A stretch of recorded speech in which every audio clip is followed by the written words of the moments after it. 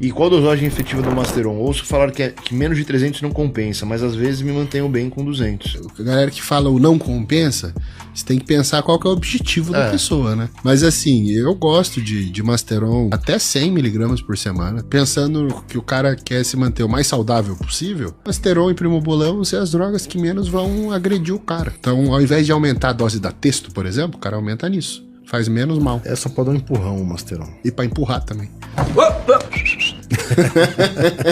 Eu entendi a referência. Tá no kit do ator pornô. Tá no kit.